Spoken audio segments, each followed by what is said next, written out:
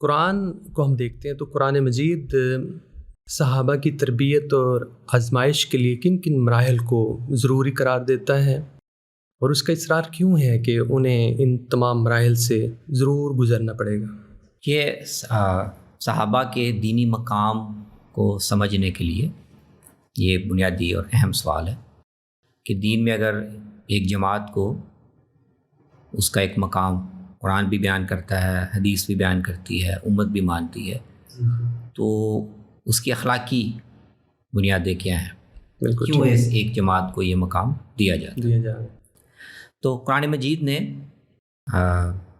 بہت تفصیل کے ساتھ وہ سارے بنیادیں اور وہ سارے مراحل ذکر کیے ہیں جس سے صحابہ کی جماعت کو گزارا گیا، مختلف پہلوؤں سے ان کو جانچا گیا، ان کا امتحان لیا گیا، ان کو آزمایا گیا، اور اس کے بعد پھر ایک منصب بھی ان کو دیا گیا، ایک ذمہ داری بھی دی گئی، اور ایک مقام اور حیثیت بھی ان کو دی گئی۔ تو یہ قرآن کے موضوعات میں سے ایک بڑا موضوع ہے۔ بنیادی طور پر تو یہ اللہ تعالیٰ کا جو ایک سنت ہے ابتلاء کی، تو انسانوں کی پوری تاریخ میں تو وہ جاری ہے۔ اللہ تعالیٰ آزماتے ہیں، اور آزمانے میں جو لوگ کامیاب ہوں ان کو پھر صلہ، انعام اور مقام دیا جاتا ہے۔ تو وَإِذِ ابْتَلَىٰ إِبْرَاهِيمَ رَبُّهُ بِكَلِمَاتٍ فَأَتَمَّهُنَّ، تو حضرت ابراہیم علیہ السلام کو اگر امامت ملی تو وہ بھی ایک آزمائش سے اور اس کے کئی پہلوؤں سے گزرنے کے بعد ملی۔ بالکل ٹھیک۔ تو صحابہ کے بارے میں، صحابہ کون ہیں؟ یعنی رسول اللہ صلی اللہ علیہ وسلم نے اللہ کے پیغمبر کی حیثیت سے اپنی دعوت پیش کی،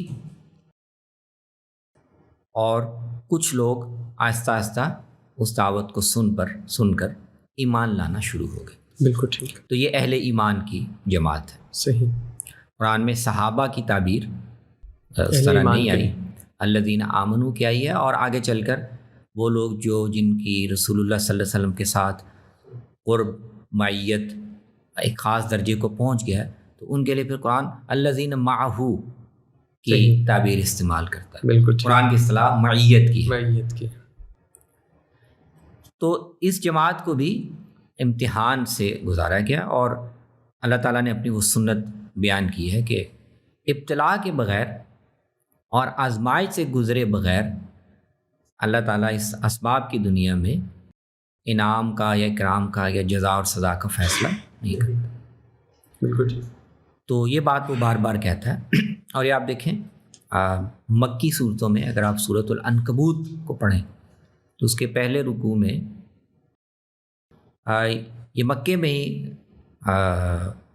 نبی صلی اللہ علیہ وسلم کو اور آپ کے ماننے والوں کو یہ بتا دیا گیا کہ جیسے وہ اقبال نے کہا ہے نا کہ یہ شہادت گئے الفت میں قدم رکھنا، کہ رسول اللہ کی دعوت تو تمہیں اچھی لگ رہی ہے، لگ رہا ہے کہ وہ صحیح بات ہے، لیکن یہ جان لینا اور اس کو مان لینا کافی نہیں ہے، کیونکہ اللہ تعالیٰ کو اب اس پیغمبر کے ذریعے سے اپنی سنت کے مطابق ایک تینونت برپا کرنی ہے، دین حق کا غلبہ قائم کرنا ہے، اور وہ اہل ایمان کی ایک جماعت کے ذریعے سے کرنا ہے۔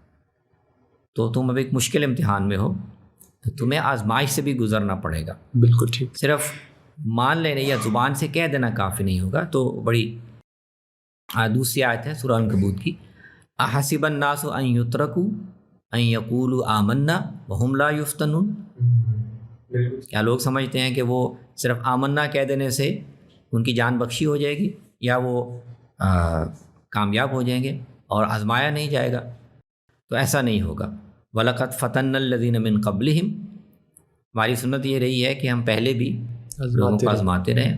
فَلَيَعْلَمَنَّ اللَّهُ الَّذِينَ صَدَقُوا وَلَيَعْلَمَنَّ الْكَاذِبِينَ۔ بالکل ٹھیک۔ اللہ یہ جاننا چاہتا ہے کہ دعویٰ ایمان میں سچے کون ہیں اور دعویٰ ایمان میں جھوٹے کون ہیں۔ بالکل ٹھیک۔ تو یہ بتا کر تو اللہ تعالیٰ نے رسول اللہ پر ایمان لانے والی جماعت کو مختلف مراحل میں 3-4 بڑی آزمائشوں سے گزارا ہے، اور اس میں پھر جو لوگ جس درجے میں کامیاب ہوئے ہیں ان کا پھر ایک مقام اور ان کی حیثیت بیان کی ہے۔ تو وہ 3-4 مراحل جو قرآن مجید سے ہمیں دکھائی دیتے ہیں، ان میں سے پہلا جو مکے میں تھا وہ تو یہی تھا کہ مخالفت پر، لوگوں کی اذیت پر مستقیم کون رہتے ہیں، استقامت.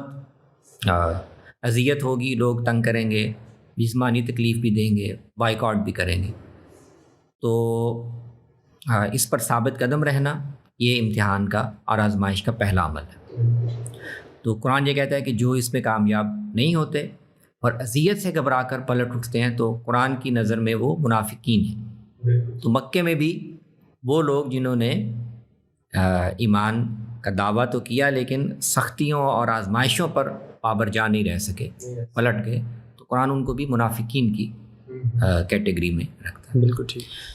پھر اس کے بعد دوسرا مرحلہ آیا جب اس کے مواقع پیدا ہو گئے کہ مسلمان اپنا گھر بار چھوڑ کر اپنے ایمان کو بچانے کے لیے کہیں چلے جائیں. بالکل ٹھیک. تو پھر ہجرت اس امتحان اور اس آزمائش کا، یا آپ تربیت کہہ لیں، اس کا ایک بڑا اہم معیار بن گیا کہ اب ہجرت کرنا فرض ہو گیا. اور جو لوگ استطاعت رکھتے ہوئے، موقع ہوتے ہوئے بھی ہجرت نہ کریں، معذور بھی نہ ہوں، تو وہ خدا کی نظر میں مجرم ہیں. ان سے پوچھا جائے گا کہ کیا اللہ کی زمین وسیع نہیں تھی؟ کیا تمہارے پاس نکلنے کا موقع نہیں؟ تو پھر کیوں ہجرت نہیں کی؟ کیسے؟ تو آزمائش کا ایک دوسرا بڑا اہم مرحلہ ہجرت تھا.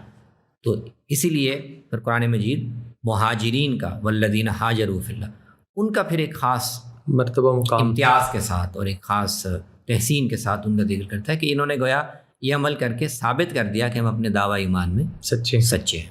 بالکل ٹھیک. ہجرت کے بعد پھر ایک نئی آزمائش مہاجرین پر بھی ڈالی گئی اور جنہوں نے ان کو پناہ دی، انصار، وہ یہ ہے کہ اب اللہ کی راہ میں جان اور مال کے ساتھ جہاد کرنا. اب آزمائش کا معیار سخت ہو گیا. ہجرت کر لی ہے لیکن اب خدا کو اپنے دین کے انصار چاہیے جو اپنی جانیں بھی پیش کریں اور اپنے مال بھی پیش کریں. تو یہ لوگ جو ہجرت کے بعد جہاد کے لیے تیار ہوئے، جانیں بھی پیش کی، مال بھی پیش کیے، رسول اللہ کے ساتھ غزوات میں شریک ہوئے، تو اب یہ اس میں بھی جو لوگ کامیاب ہو گئے، اب ان کا مقام، ان کا اسٹیٹس خدا کی سنت کے مطابق نمایاں ہوتا جا رہا ہے، بڑھتا جا رہا ہے. اور پھر بالکل آخر میں آ کے آپ کو ایک اور بھی دکھائی دیتی ہے، اور وہ ہے برات. یعنی جب یہ جہاد اور قتال کا عمل ایک خاص عمل کو، مرحلے کو پہنچ گیا، اور اس کے بعد ایک فیصلہ کن انداز میں یہ طے کیا گیا کہ اب جو خالص اہل ایمان ہیں، مخلص اہل ایمان ہیں، وہ بالکل اپنے عمل اور رویے سے ممتاز ہو کر، الگ ہو کر ایک طرف ہو جائیں، اور ان کے جو بھی تعلقات، چاہے وہ خاندانی تعلقات ہیں، رشتے کے تعلقات ہیں، یا ایک ماحول میں رہتے ہوئے سماجی تعلقات ہیں، جی، اور ان یہ تعلقات کسی بھی حوالے سے جو دین کا مقصود ہے اس میں آڑے آ رہے ہیں، بالکل ٹھیک، تو اب ان تعلقات سے بھی برات کا اعلان کریں. تو اپنے رشتہ داروں سے، ایسے والدین سے، ازواج سے، بچوں سے جو دینی ذمہ داری کو پورا کرنے میں رکاوٹ بننا چاہ رہے ہیں، تو ان سے برات اور ان سے قطع تعلق بھی مطلوب ہے. مدینہ میں یہود اور انصار کے گروہوں کے ساتھ پرانے روابط تھے، تو اب ان کے ساتھ بھی ایک فاصلہ قائم کرنا، ان کو مسلمانوں کے معاملات میں شریک نہ کرنا، ان کو رازدان نہ بنانا، ان کو اپنے دشمن کے طور پر دیکھنا، کیونکہ وہ خدا کے دین کے دشمن ہیں. بالکل ٹھیک. یہ بھی ایک مشکل مرحلہ تھا، تو قرآن کو اس پر بھی وقتاً فوقتاً توجہ دلانا پڑی.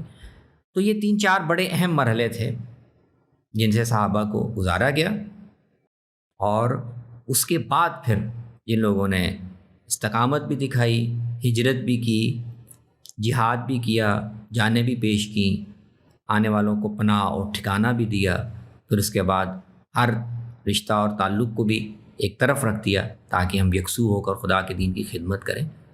تو یہ وہ جماعت ہے جس کو پھر قرآن یہ اعزاز دیتا ہے کہ اولئک ھم المؤمنون حقا. بالکل ٹھیک.